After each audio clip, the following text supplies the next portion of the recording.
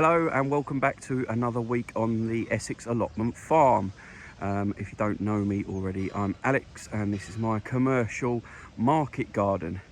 So you'll have just seen me knocking in a couple of spare fence posts at the end of one of my beds. They're just 1.2 metre posts that I had spare from the fencing, and this bed is going to be the first of my overwintered broad bean beds. So I'm going to bung some in the ground, and then I'll have a little chat to you about the two varieties that I'm growing or overwintering, and we'll take it from there.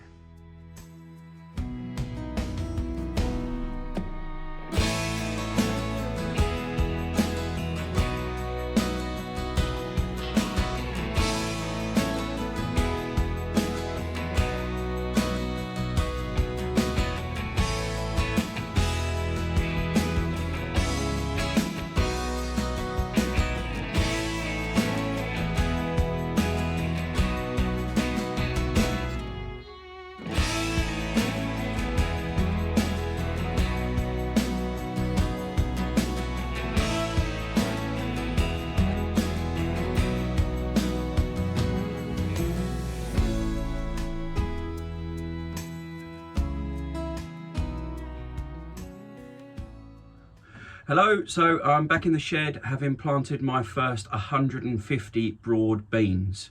Now, a little bit of a cock up to start off with. I thought, I'll order them in a big quantity because, you know, I've got a lot of beans to plant, and this is the bag I got for one variety. There must be, well, I haven't even scratched the surface. There must be 10,000 seeds in there, I reckon, easily. And I only need 300 of this variety, so that was a bit of a cock up, but that whole massive bag only cost me, it's about £8, so it's not too bad. Anyway, that first broad bean variety that I've planted was Duet, broad bean Duet. It's a bit of an unusual variety. It produces small pods with only about 5 beans in each pod. However, the reason I've gone for it is it's meant to be excellent tasting, one of the best tasting ones you can, and it's a very high cropper. So the more you pick it, the more you produce. It produces, like a lot of things, but this one's meant to be a real intense cropper. And when I am all about pound per square metre and achieving the maximum amount of crops for the space that I have for my CSA veg box service and farmers market stalls next season, heavy croppers will be top of my list because I just need more bang for my buck. It's as simple as that. So yeah, the first variety is Duet. I've never grown that before. I've got 150 plants in the ground, or 150 seeds in the ground to overwinter. That's one full 15 metre bed at space, 2 rows spaced around about 30 centimetres apart, the 2 rows, and the seeds themselves are 20 centimetres apart in each of the in the spacing in the rows. So that was a bit jumbly, but 20 centimetres apart with 30 centimetres space between each row. And it's that bed that you've just seen that I knocked the posts in, and what I'll use those posts for is to tie them up and give them a little bit of support as and when they get nice and tall. The second variety that I've picked, again in a massive great big bag and none in the ground so far, I'm just going to go and do that now in the bed directly behind it. So it'll be the first thing that I plant into block B, is Scorpio. Scorpio, again, an extremely heavy cropper, a slightly bigger pod with a few more beans in each pod.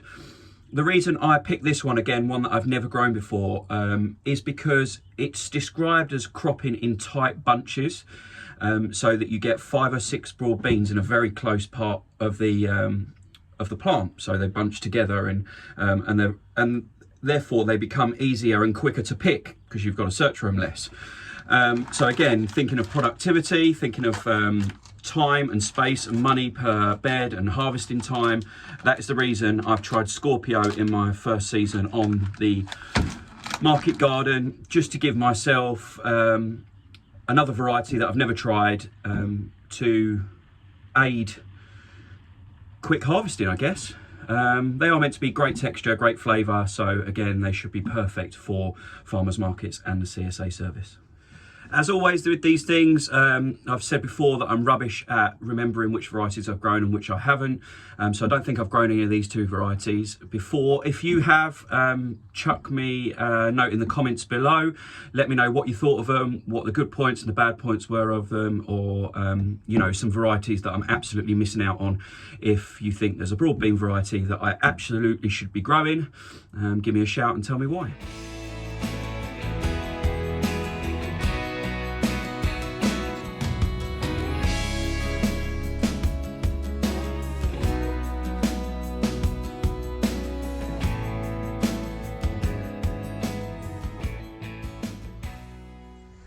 So the eagle-eyed amongst you, or the people that are familiar with my market garden, will know that the fence between block A and block B has disappeared.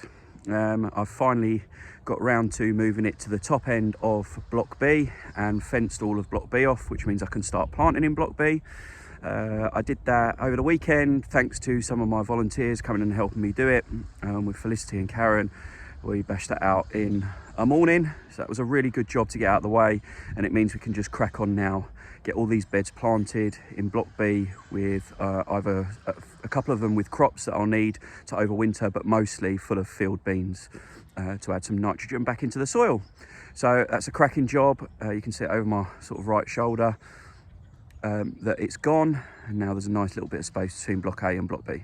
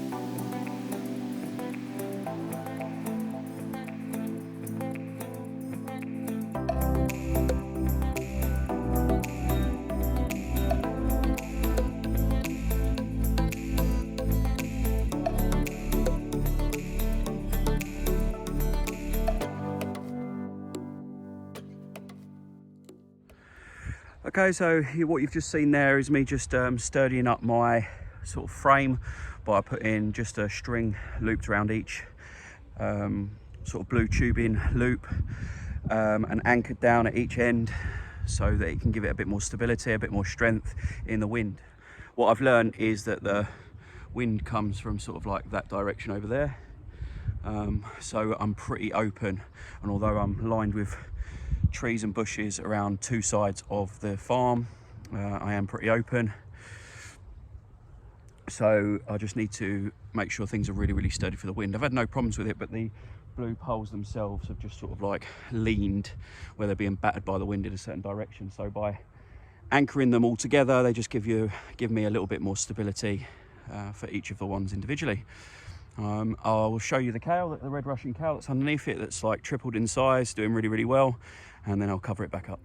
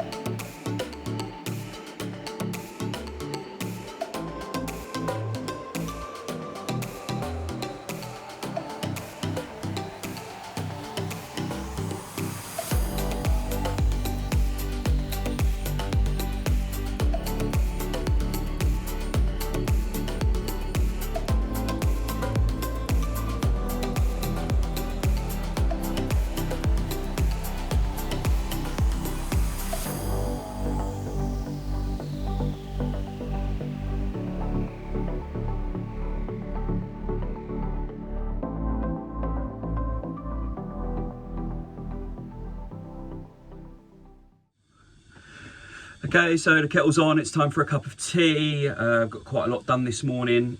As far as this week goes, visually, I haven't done too much on the farm this week, but I cannot overstate how important it was to get that fencing moved so that block B is now fenced off, because prior to moving the fence, the beds were covered in hoof prints, which I can only assume are deer looking at the size of them.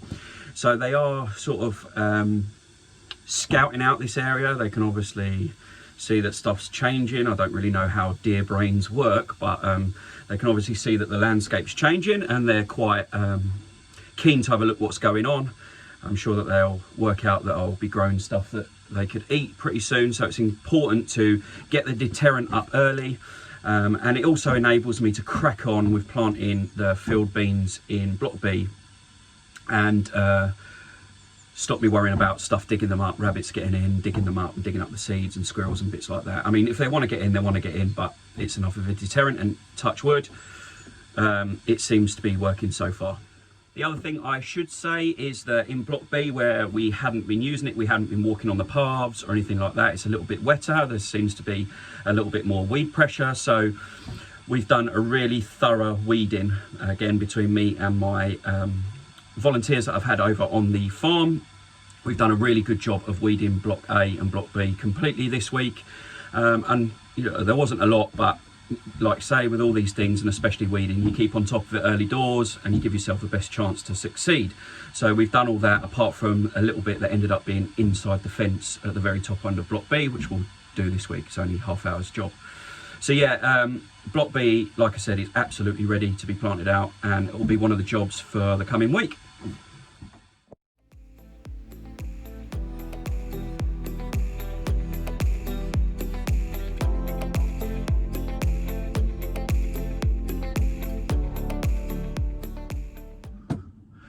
Just an update of the business side of things. Things are ticking over nicely. My website is sort of slowly building up. Content and pages are being added to it every so often. There's some information now about what a CSA service is, and I might talk to you a little bit about that later. I have confirmed 3 extra drop-off points and collection points for the CSA veg box service next year, so that brings me to a total of 4 already. They are confirmed for the 2021 season, which means I'll be in more places than Brentwood. A couple of them are around Chelmsford, and a couple of them I can't really say where they are just yet, but I'll have a wider spread of drop-off and collection points across Essex, which is fantastic news, which enables me to serve more customers across Essex. I've paired up with a lot of the eco refill shops, which I'm really pleased about, and they seem really keen to have me as a drop-off and a pick-up point. Our values absolutely align, you know, organic growing, free of chemicals and pesticides, sustainability, low plastic where I can, low carbon, and all the benefits that come from shopping or buying your fruit and veg from a local distributor. And then as far as you know, what I've got planned this week, the list of jobs on the whiteboard is getting longer, but I've got quite a few volunteers coming this weekend coming, which will be fantastic. So we're going to finish off getting everything that is ready to be planted. So that means the garlic will finally go in the ground, and maybe a few more broad beans, I've not decided yet, but then mainly the field beans all planted, so that we can then wood chip or re-wood chip the paths and the edges around block B and block A, and then that will pretty much be block A and block B done and dusted and put to bed for the winter. A little bit of weeding here and there, but there will have pretty much everything done, which is fantastic. Then we can turn the focus onto some big projects like the root watch station that's got put off because of the weather at the back here. We've got the communal area in front of the shed where I want to get that all weeded and flattened and not looking nice, with some perennial herb beds put in there. And then we've got the enormous task of thinking about starting block C and block D and so on, ready for next spring. So yeah, like I said, this week will be a focus on signing off block A and B as completely done and planted and ready to just, you know, grow over the winter months. Just while we're waiting for the kettle to finish boiling, let me come and show you something really cool.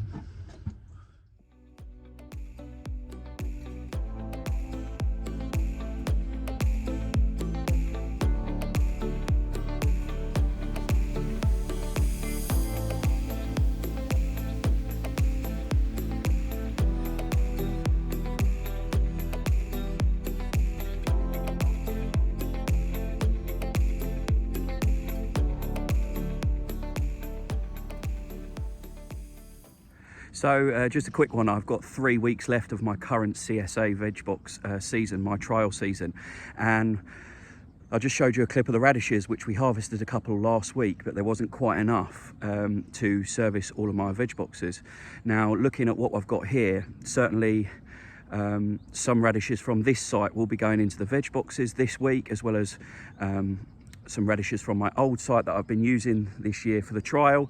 So the great news is that the first ever produce from the Essex Allotment Farm will be going into my commercial veg boxes this week, which is brilliant news.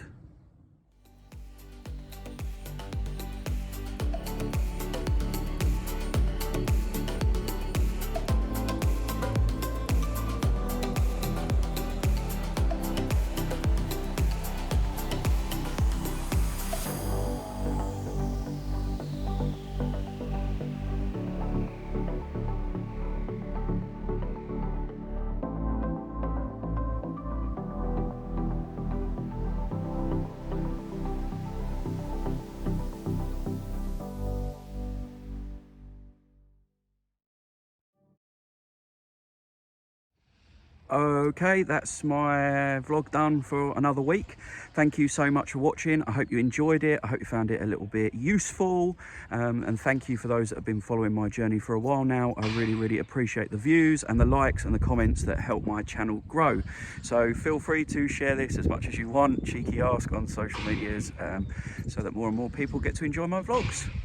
Thanks again for watching and subscribing, and I will see you next week.